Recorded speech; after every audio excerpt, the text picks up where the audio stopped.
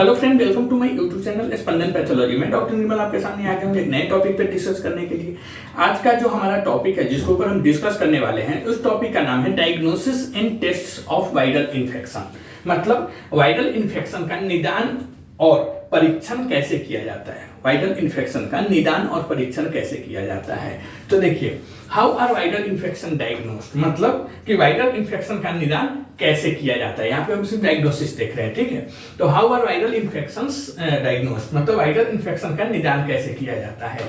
A doctor can often diagnose you with a viral infections by listening to your symptoms and examining you. Okay, मतलब doctor अक्सर आपके लक्षणों को सुनकर और आपकी जांच करके आपको वायरल इन्फेक्शन का डायग्नोसिस निदान कर सकता है। Okay, a doctor can often diagnose you with a viral infection by listening to your symptoms and examining you.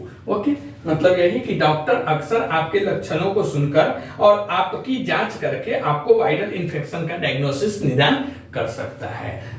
To diagnose a specific virus, doctors might swab your nose or throat और take a blood sample for testing। मतलब किसी specific virus, किसी विशिष्ट विषाणु का निदान करने के लिए, डायग्नोसिस करने के लिए डॉक्टर आपकी नाक या आपकी गले से स्वैब ले सकता है, या टेस्ट के लिए ब्लड या और अदर बॉडी फ्लूइड भी लेके लैब में भेज सकता है, प्रयोगशाला में टेस्ट करने के लिए भेज सकता है। Next, if they think you have a viral infection causing serious inflammation in your lungs, brain or other internal organs, doctors might get X-ray, ultrasound, MRI, CT scan, imaging procedure। मतलब अगर doctor को लगता है, अगर doctor को diagnosis करते वक्त, examination करने के बाद ऐसा लगता है कि आपको कोई वायरल इन्फेक्शन है जो आपके लंग्स मतलब फेफड़ा, ब्रेन मतलब मस्तिष्क या किसी अन्य आंतरिक ऑर्गन मतलब इंटरनल ऑर्गन में गंभीर सूजन पैदा कर रहा है, तब डॉक्टर आपको एक्सरे, अल्ट्रासाउंड, एमआरआई या सीटी स्कैन जैसी इमेजिंग टेस्ट आपको करवा सकते हैं। हालांकि imaging can not diagnose A viral infection but it can help your doctors understand how it's affecting your body. मतलब कि इमेजिंग से, मतलब जो एक्सरे हुआ या फिर सीटी स्कैन हुआ, एमआरआई हुआ, अल्ट्रासाउंड हुआ, यह सब जो इमेजिंग प्रोसीजर है, यह इमेजिंग प्रोसीजर से वायरल इन्फेक्शन का डायग्नोसिस नहीं किया जा सकता है, निदान नहीं किया जा सकता है। बट यह इसके लिए डॉक्टर करवाते हैं ताकि डॉक्टर को यह समझने में मदद मिलता है कि वायरस आपकी बॉडी को कैसे अफेक्ट कर रहा है, वायरस आपकी बॉडी को कैसे प्रभावित कर रहा है। तो यह था डायग्नोसिस, मतलब वायरल इन्फेक्शन का डायग्नोसिस कैसे किया जाता है। तो वायरल इन्फेक्शन का डायग्नोसिस डॉक्टर अक्सर आपके लक्षणों को सुनकर, जो आप बता रहे हैं उसको, फिर उसके बाद आपकी बॉडी को एग्जामिनेशन करके मतलब जांच करके आपको वायरल इन्फेक्शन का डायग्नोसिस निदान कर सकता है। नेक्स्ट, किसी स्पेसिफिक वायरस का निदान करने के लिए डॉक्टर आपकी नाक या फिर आपकी गले से स्वैब ले सकता है, या अदर टेस्ट के लिए भी आपकी बॉडी की फ्लूइड्स मतलब यूरिन या स्टूल या फिर क्या स्वैब या फिर ब्लड वगैरह लेके लैब में भेज सकता है। उसके बाद अगर डॉक्टर को लगता है कि आपको कोई वायरल इन्फेक्शन हुआ है जो आपके लंग्स, ब्रेन या फिर किसी अन्य इंटरनल ऑर्गन में गंभीर सूजन पैदा कर सकता है, तब आपको doctor X-ray, CT scan, ultrasound, MRI यह सब टाइप्स के जो इमेजिंग प्रोसीजर है वो एडवाइज कर सकता है कराने के लिए। इमेजिंग प्रोसीजर, देखिए हम सभी जानते हैं कि इमेजिंग प्रोसीजर जो होता है, यह इमेजिंग प्रोसीजर मतलब X-ray, ultrasound, MRI, CT scan, इससे वायरल इन्फेक्शन का डायग्नोसिस निदान नहीं किया जा सकता है, बट यह आपके डॉक्टर को यह समझने में मदद जरूर करता है कि वायरस आपके बॉडी को, आपके शरीर को कैसे अफेक्ट कर रहा है, कैसे प्रभावित कर रहा है। इसके लिए डॉक्टर एक्सरे, सीटी स्कैन या जो भी इमेजिंग प्रोसीजर है वह एडवाइस करता है। ओके, अब हम बात करेंगे टेस्ट फॉर वायरल इन्फेक्शंस, मतलब वायरल इन्फेक्शन के लिए परीक्षण क्या क्या करवाया जाता है, टेस्ट कौन कौन से करवाते हैं डॉक्टर्स वायरल इन्फेक्शन में।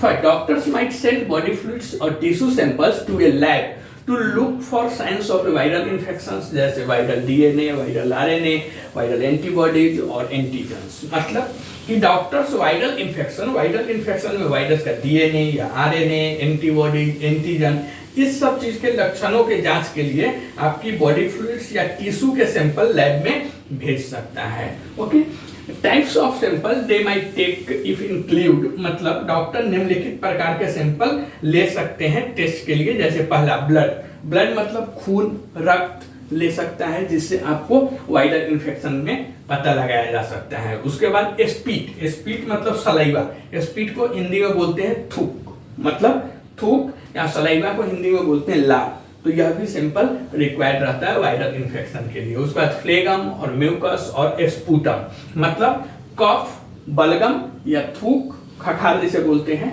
यह सब लिया जाता है सैंपल में।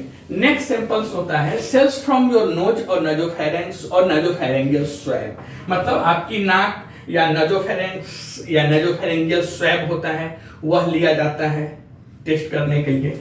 स्किन और अदर अफेक्टेड टिश्यू, स्किन और अदर अफेक्टेड टिश्यू का मतलब आपकी बॉडी की जो त्वचा है या जहां पे पार्टिकुलरली इन्फेक्शन हुआ है आपके बॉडी में, वहां के जो टिश्यूज हैं वह भी लैब में भेजा जाता है वायरल इन्फेक्शन टेस्ट करने के लिए। Fluid around your brain and spinal cord, that is also called as CNS fluid.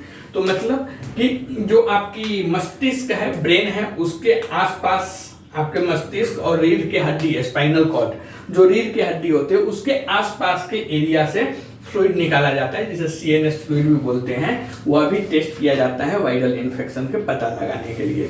उसके बाद पी, पी को बोलते हैं यूरिन, पी मतलब यूरिन मतलब पेशाब या फिर मूत्र, आपको डॉक्टर एडवाइज कर सकता है टेस्ट कराने के लिए वायरल इन्फेक्शन में।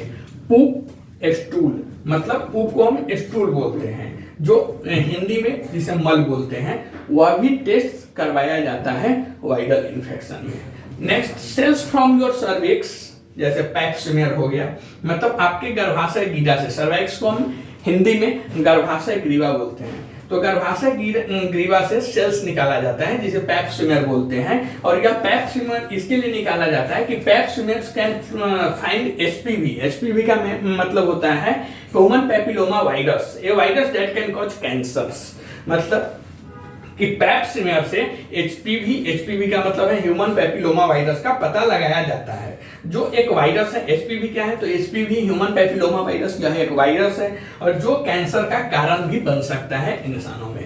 The kind of HPV that can lead to cancer does not usually have symptoms, मतलब कि जिस तरह का एचपीवी कैंसर का कारण बन सकता है उसमें आमतौर पर लक्षण नहीं होता है। ओके, तो diagnosis and test of viral infection में डायग्नोस करने का जो तरीका है उसमें यह होता है कि डॉक्टर अक्सर आपके लक्षणों को सुनकर और आपकी जांच करके, एग्जामिनेशन करके आपको वायरल इन्फेक्शन का निदान कर सकता है।